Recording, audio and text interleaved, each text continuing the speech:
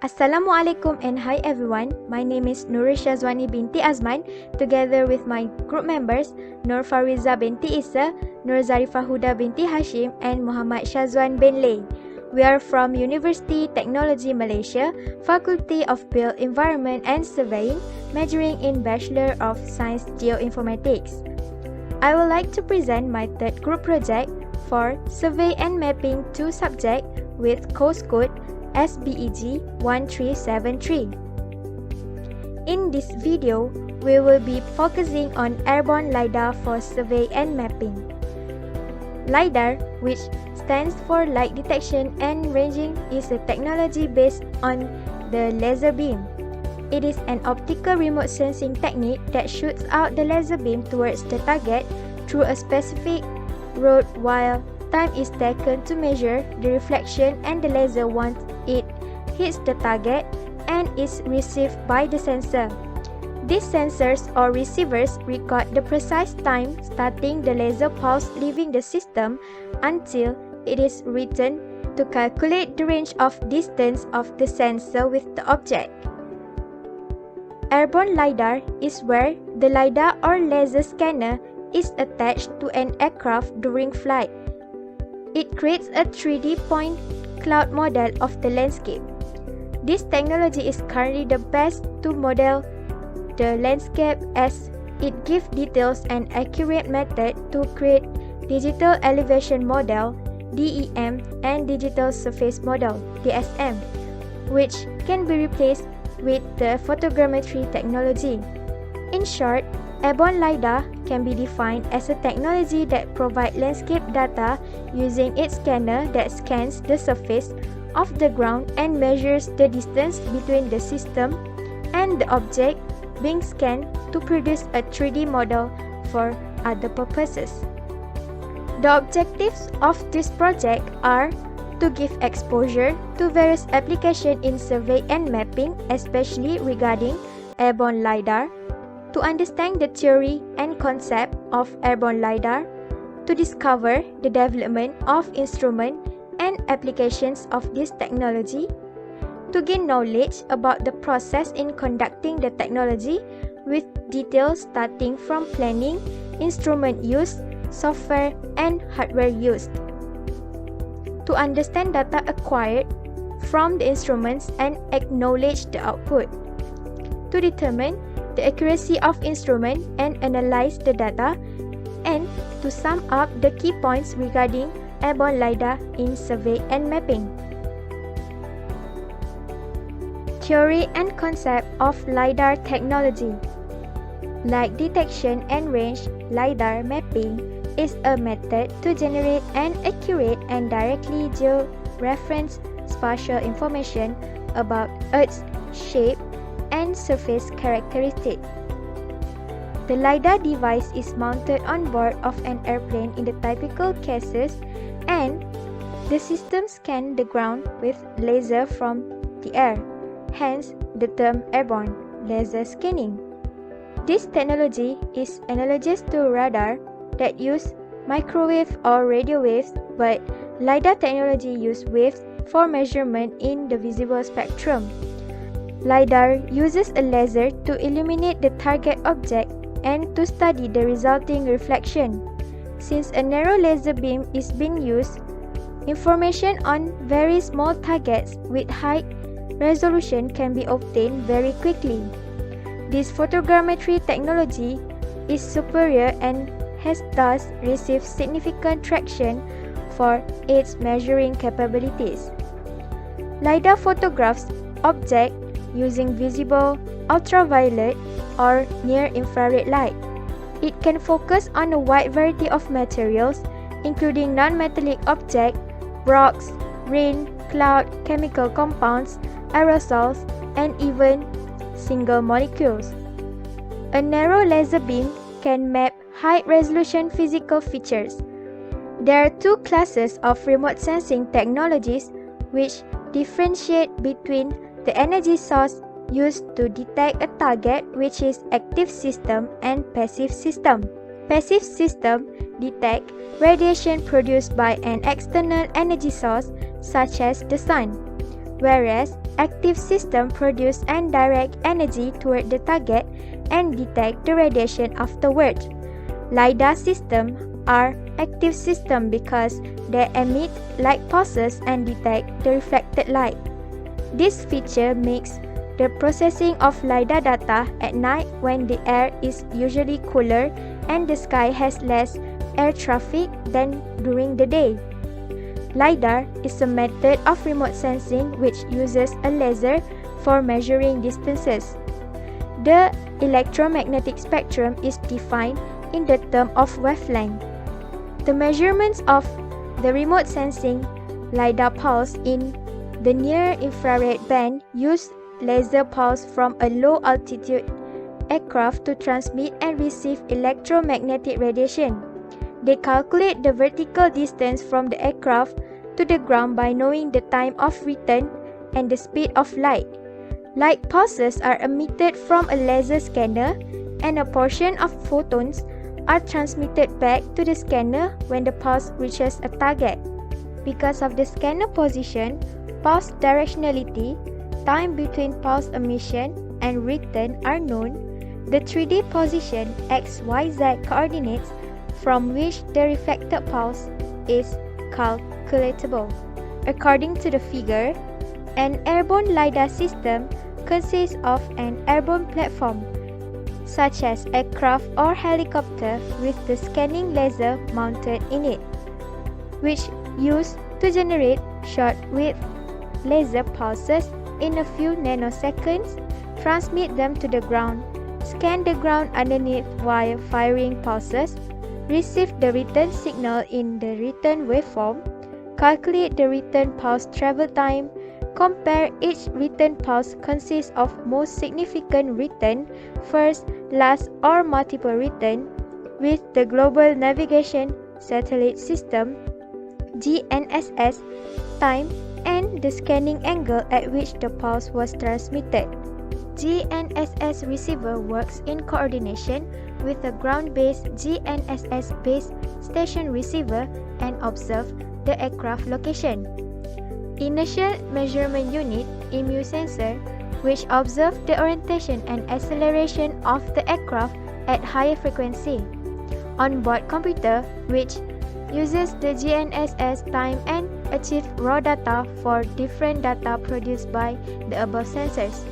Flying a medium format digital camera, 60 megapixels to 100 megapixels, along with a LiDAR sensor is a standard practice as it provides color details of the terrain.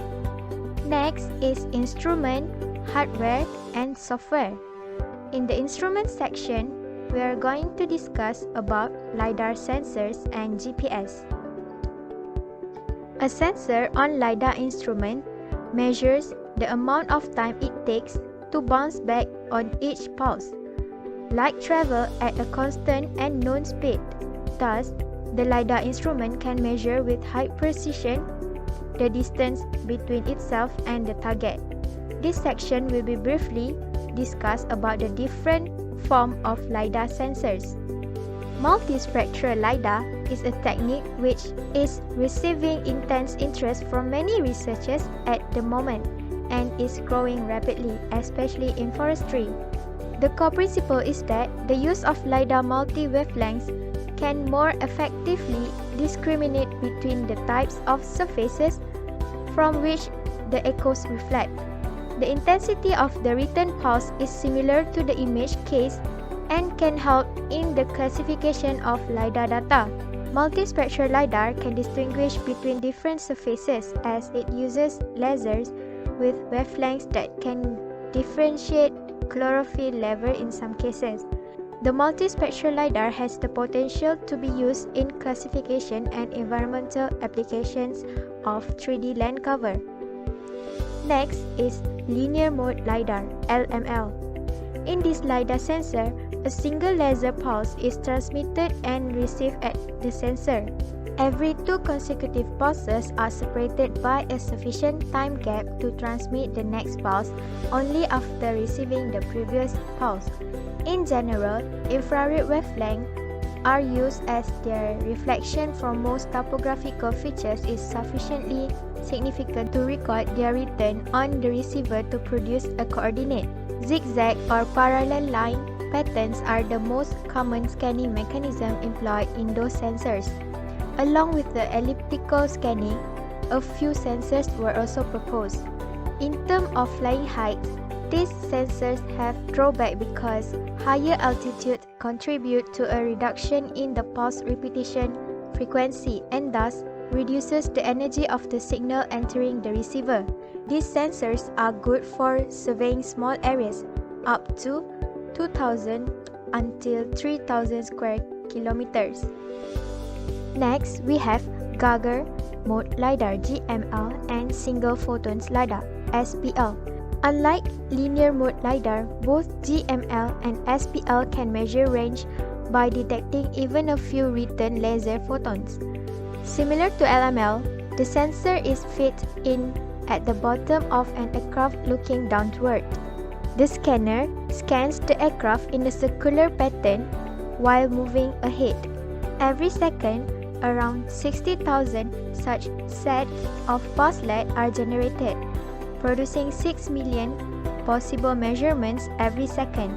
The typical circular scan pattern ensures full coverage of high-rise buildings, thereby minimizing the presence of data shadows. The key advantage of these sensors is the generation of highly dense point clouds from flying height ranging from 2,000 meter to 10,000 meter, which is not possible for linear mode LiDAR. Unlike LML, however, these sensors do not provide multiple return or full waveforms, and less reliable data has also been found for highly reflective surfaces. In addition, these sensors are particularly suited for large area surveys where only digital elevation models are required. Those sensors are typically cost-effective areas above 2,000 square kilometers. Next instrument is Global Positioning System (GPS). The Global Positioning System was originally developed for military use, but was later made available to civilians too. GPS is now the most widely used global navigation satellite system in the world, providing global, under any weather conditions, continuous positioning and timing information. In conjunction with GPS system, GNSS is used to provide a precise positioning everywhere on Earth. GNSS and GPS operate together, but the key difference between GPS and GNSS is that GNSS-compatible devices can use navigational satellites from other networks outside the GPS system, and more satellites contribute to the position and reliability of the receivers. Both GNSS receivers are GPS compliant, but GPS receivers are not inherently GNSS compliant. GPS can provide precise all-day location, speed, and time information anywhere on Earth when line of sight to at least 4 satellites are available. A GPS receiver and an inertial measurement unit. The sensor emits rapid laser light pulses that are used to evaluate ranges to points on the ground below. Combined with the data from the GPS and IMU, the ranges are translated into XYZ measurement describing all objects and surfaces observable from the plane. Hardware used in LiDAR are IMU and Airborne platforms. An inertial measurement unit, IMU, is used to determine the aircraft attitude as measurements are taken by the sensor. These are measured in degrees to an exceptionally high precision in all 3 dimensions, such as roll, pitch, and yaw, the aircraft's vertical and horizontal flight movement. The exact geometry of laser beams is measured to a very high precision compared to the Earth's surface coordinates. The current scan orientation is obtained from a wireless IMU which is integrated with a LiDAR. Tri-axis gyroscope, tri-axis accelerometer, and tri-axis magnetometer are included in the custom-made wireless IMU. All of these sensors are connected to a data collection and processing microcontroller. To obtain precise and accurate 3D attitude data, a complementary filter sensor fusion algorithm with drift compensation is implemented. Next hardware that is used in LiDAR is Airborne platform. Airborne LiDAR platform include helicopter, aircraft, and unmanned aerial vehicle. Fixed-wing aircraft are the most frequent airborne platform used for LiDAR topographic mapping. Helicopters are used often because the aircraft can fly lower and slower than an airplane. In recent years, LiDAR system has become smaller and lighter and now can be mounted on various unmanned aircraft vehicles. UAV and LiDAR usage will most likely increase substantially over the next decade. Helicopter-based surveying.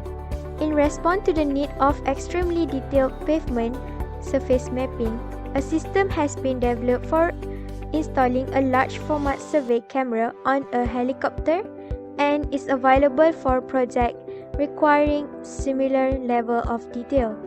Supporting flight as close to 500 above mean terrain, providing extremely large-scale imagery with comparable ground survey accuracy. This system is ideal for projects where accuracy at ground survey level is required, but is unachievable due to hazard. Examples of such projects include switch yards, high voltage transformer stations, refineries, and wildlife surveys that are inaccessible. Aircraft. As aerial mapping requires a versatile performance range, a broad spectrum of aircraft capabilities must be offered. This involves aircraft capable of low altitude slow flights, enabling large-scale photography, to aircraft capable of high-speed flight at high altitudes, allowing fast capture of images covering a wide area. The use of twin-engine aircraft exclusively offers a range of advantages. With twin-mounted engines, neither exhaust nor cooling air flows past the sensor from around the engine, providing sharper optics. The characteristic vibrations of twin-engine aircraft often result in lower image quality deterioration. Unmanned aerial vehicle.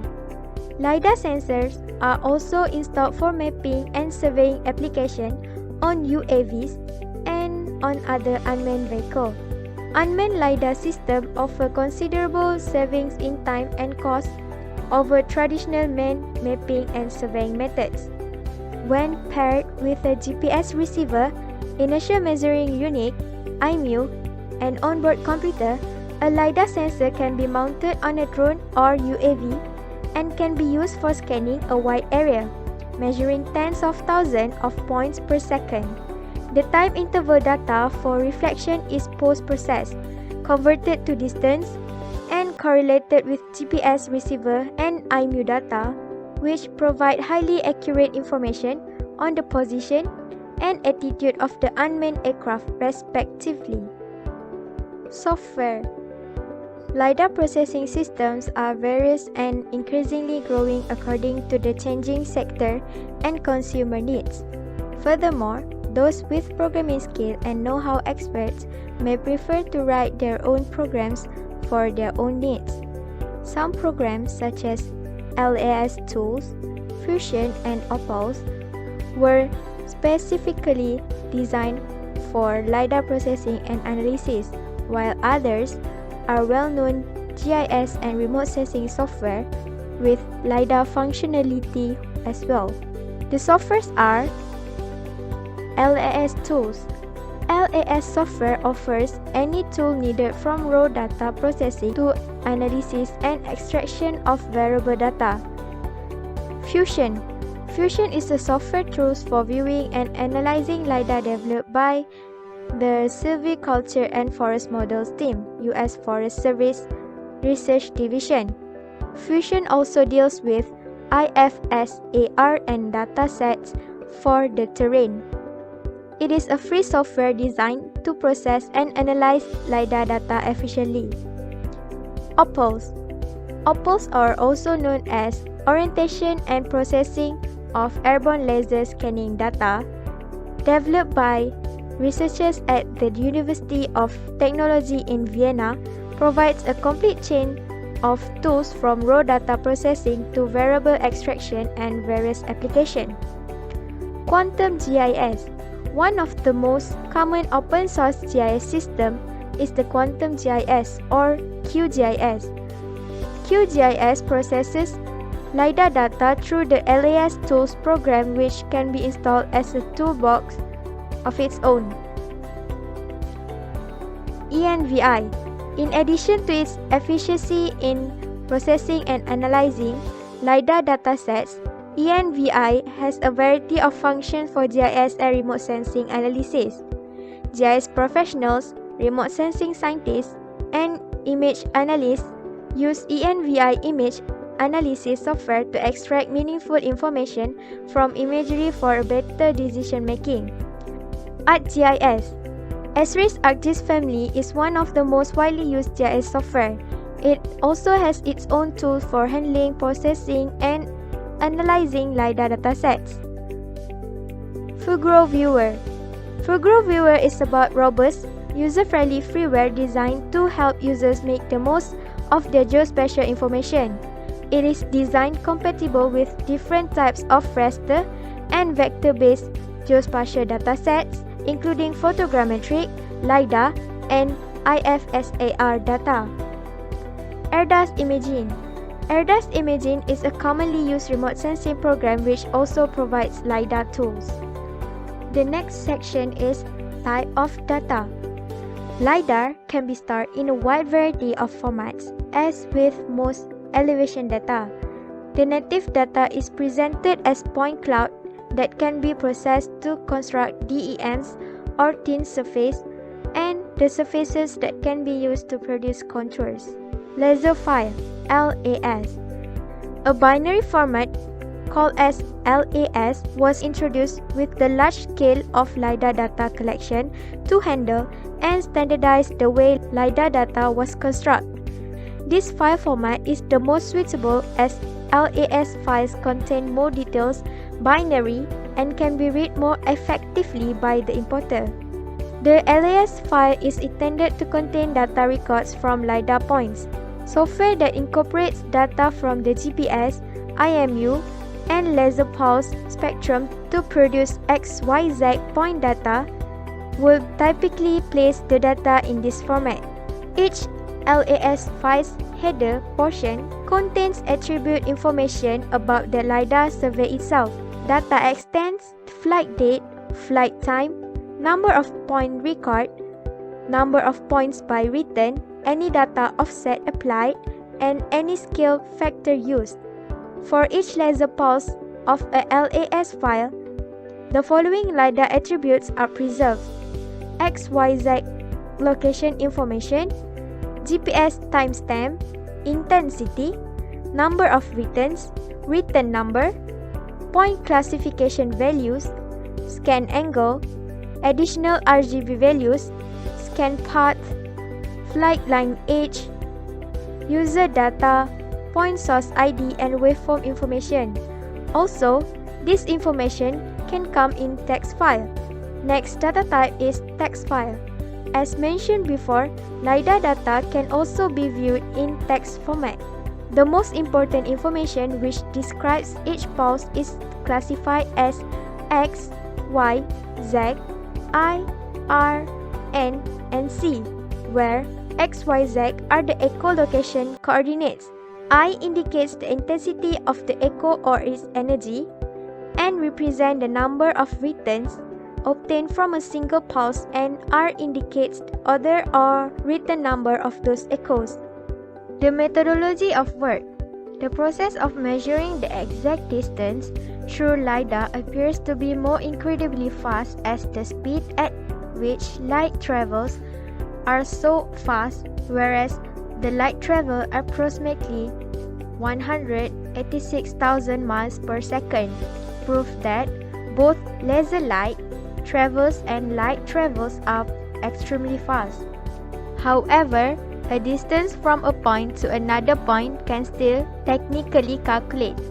This is because the analyst used a formula to calculate a precise distance of object using this formula.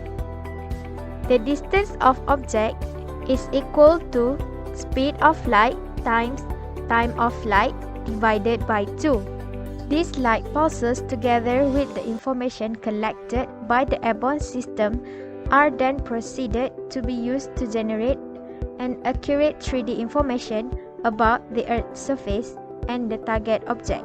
Planning of works. For flight planning, airborne LiDAR, it is one of the conventional methods due to the heuristic nature and also using an interactive trial and error approach. For the flight planning, parameters like minimizing the cost of data equation need to take note where it is represented by the flight duration. The flight duration is the total of the trip time and the turning time. The flight time can be minimized using different factors such as minimizing using the genetic algorithm under the constraints of mapping requirement. They also can be minimized by limiting the hardware, user-defined preference and many other requirements. This is the further explanations regarding the planning of work that are constraint optimization of flight duration. First is the test area of interest and LiDAR sensors. As flight planning is performed before data acquisition, is one of the most appropriate for flight planning exercise. Therefore, an AOI is the form of an arbitrary area is scanned and digitized for this purpose. The result of an AOI polygon are giving the idea about the residential or units that are being used for the project. Second is the flight duration minimization by genetic algorithm. Unlike other conventional optimization methods, genetics algorithms are independent of any assumption of the objective functions such as unimodality, continuity, existence of derivative, and many more. These genetic algorithms are focused on utilizing for minimization of the objective function in the present case. Before anything else, the search procedure needs to start first where a random multiple set of input vectors are being generated in the given range of parameters. Objective functions are then being calculated for each design. The calculated objective function information, also known as fitness function, are then further utilized for the next population of input vectors being generated. It is being generated through 3 genetic operators called selection, crossover, and mutation. To minimize the problems, the next generation of population is formed by lessening the value of fitness function as it will be considered as having more weight. In the context of flight planning for airborne LiDAR, a working principle for generic genetic algorithms and derivation of the flight planning parameters are demonstrated as the picture.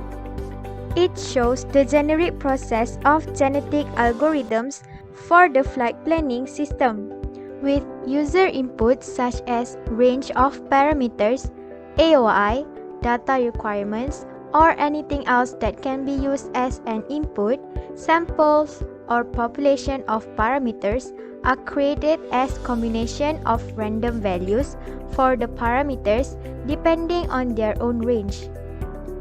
The flight duration and constraints will be calculated using these sets of samples of parameter or population.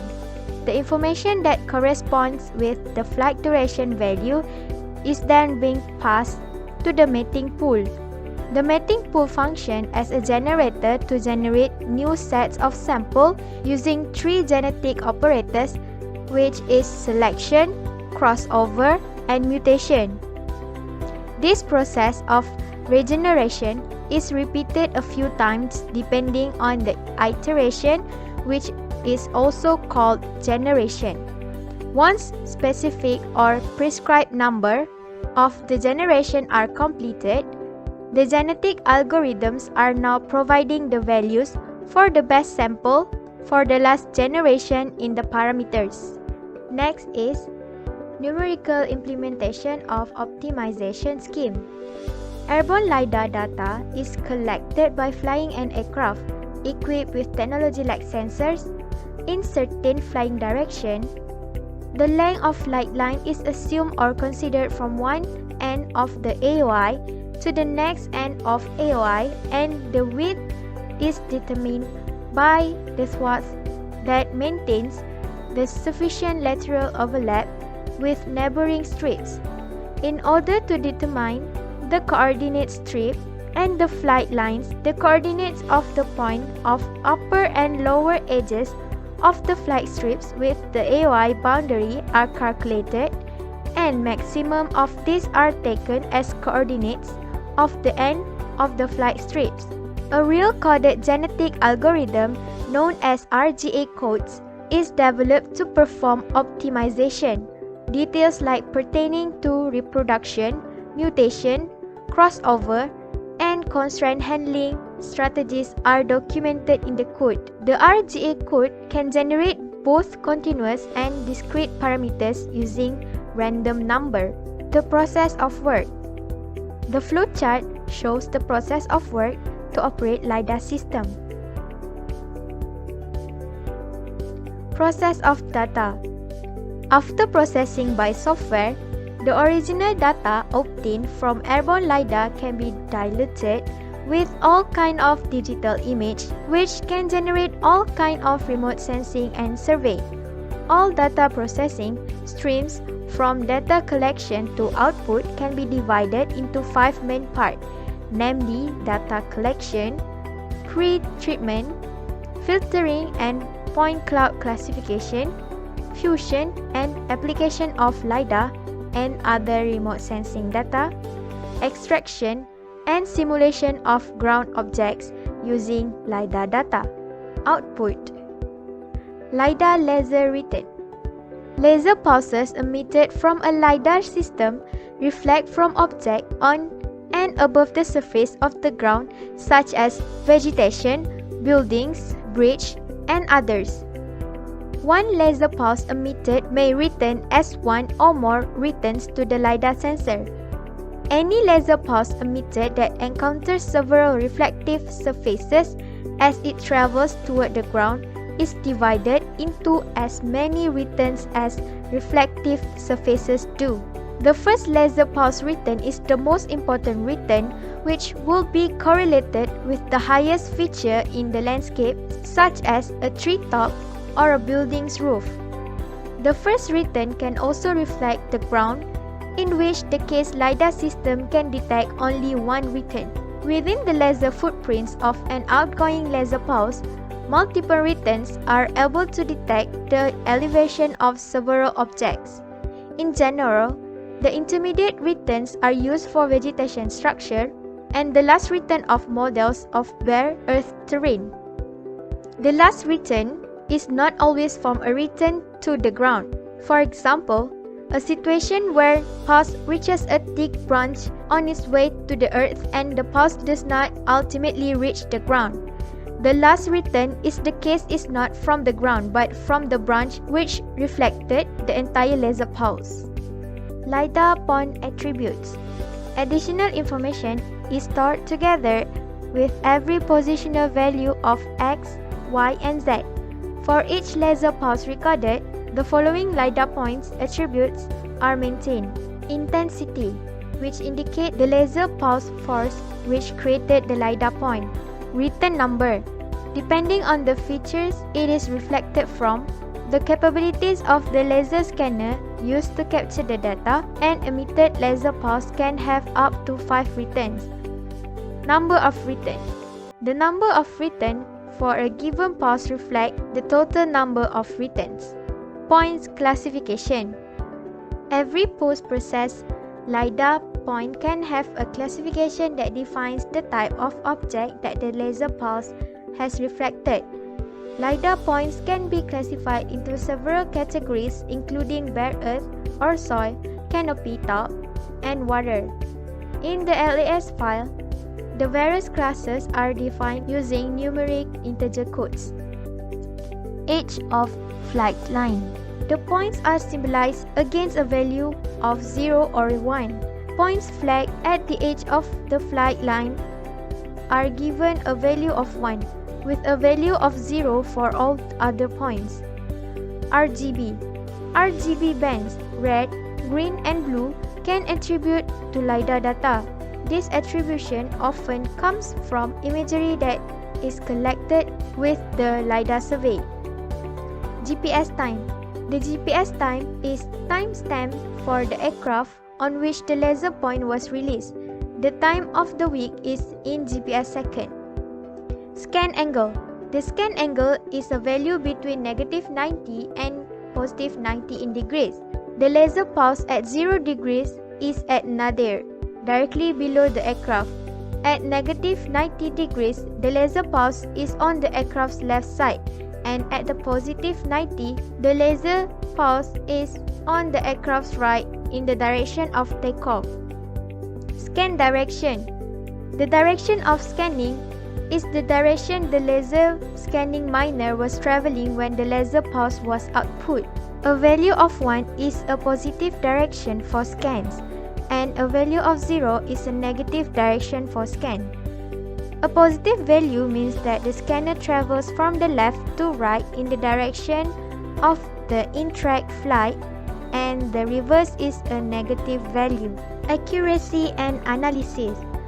LiDAR is an accurate, cost-effective method for gathering large-scale topographical elevation data. The determination of the required level of data accuracy and the documentation of the achieved level is therefore an important part of data collection and its subsequent use. A data collection is usually collected using an exact target value. To achieve the required accuracy and cost specifications, the vendor may vary flight and instruments parameters. After the data has been collected and processed, it is checked to ensure that the collection and subsequent operation has been successful in meeting the specification required. The accuracy of the data is critical to ensure proper and widespread use and also maximize the usefulness of the data. Exactitude of the data is commonly provided in metadata and quality assessment document. Accuracy assessment technique. The fundamental objective of an accuracy assessment is to measure known points on the ground, which is ground control points or GCPS, and to compare those points generated from the LiDAR data. This is often done separately for points falling into different types of terrain cover. For example, bare earth points are used to determine the overall quality of the data collection. As such points usually need very little processing of the classification. Independent measurement points collected in the field are compared in practice with a surface created from the LiDAR points. A surface is used because, in most cases, the LiDAR point will not fall exactly at the place where the field measurements were collected. Typically, the test surface produced from the LiDAR points is built using a triangulated network (TIN) method, which has the least amount of smoothing. As a result, the LiDAR elevation is in fact the best representation using the 3 nearest points. The points should be collected in area where there is a reasonable chance that the LiDAR can penetrate to the ground. For example, points should not be collected at the bases of trees where LiDAR points has little chance of getting to the ground and where the thin triangles are going to be large. After the values have been compared and the error values produced, many statistical formulas and descriptive words are used to provide an overview of the data quality. The descriptive term and their formulas have been developed by many groups and have become better understood and checked. In other words, LiDAR acquiring data is important. Stabilizing the flight is important too. It is the most important factor affecting precision, post-processing, development and application of instrument. LiDAR can be used to accomplish or complement many developmental activities. Some of it are oceanography. When the authorities or operator need to know the exact mass of the ocean's surface, other than using for locating the object, they also use LiDAR to calculate phytoplankton, fluorescence, and biomass in the ocean surface. Second, agriculture and archaeology. Nowadays, LiDAR technology is a typical technology that is being used in agriculture sector. This technology is used for analyzing the yield rates, crop scouting, and seed dispersion. Besides, LiDAR is also being used for campaign planning and mapping under the forest canopy. The third is military. LiDAR are well used in military as they use this technology to carry out various security operations. For example, they use LiDAR to ensure that the area near the national borders are secure from any passerby or any dangerous situation from occurring. Next, volant and canopy species. Birds were the species that connect between LiDAR and wildlife ecology. Since the beginning, many researchers have found that LiDAR are very useful to assess habitat of canopy dependent. Next, detecting forest change. It is natural for forest and vegetation structure to be changed continuously for a host reasons, including due to the natural succession, weather, damages or harvesting and lodging. To detect these changes, Airborne LiDAR has been proven to become one of the best technologies in identifying the severity of extent of this kind of changes. LiDAR also has been proved that this technology is well functioned in detecting changes even with man-induced changes such as harvesting and clear cutting. Advantages and disadvantages. LiDAR technology has reached the majority of industries with construction and automotive being the main ones. It is one of the most preferred remote sensing technologies in the world today due to its precise data collection and accuracy. Although LiDAR comes with a lot of advantages, some of LiDAR's limitations make it very difficult to use. The advantages of LiDAR technology are versatile data. LiDAR can be used to produce digital terrain and canopy models. It can be customized to suit the research need. It can be integrated with other data sources which facilitate the automatic analysis of complex data. High complementary with remotely sensed imagery.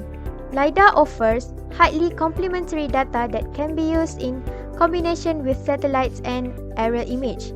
LiDAR technology can be used to map inaccessible features such as high mountains and thick snow area. Due to the high penetrative capacity, LiDAR technology is capable of collecting elevation data from a densely populated area. Minimum human dependence. Unlike photogrammetry and surveying, LiDAR technology has minimal human dependency because most of the processes are automated. This also ensures valuable time is saved, especially during the process of data collection and analysis. Most accurate 3D information. Due to the active illumination sensor, LiDAR technology can be used day and night. LiDAR provides the most accurate data on any remote sensing techniques 3D structure.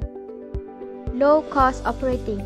LiDAR technology is a cheaper remote sensing method in multiple applications, especially when dealing with vast area of land considering that it is fast and extremely accurate.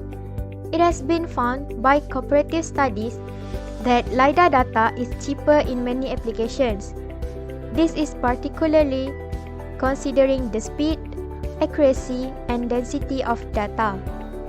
Disadvantages and the drawbacks of LiDAR technology. High cost operating in some applications. Although LiDAR is cheap when used in large applications, it can be costly when used to gather data in small areas. LiDAR costs decrease per unit area as the total area surveyed increase, but it can be significant and depend on the cost of fuel, pilots, rental of aircraft, and depending on geography and weather condition.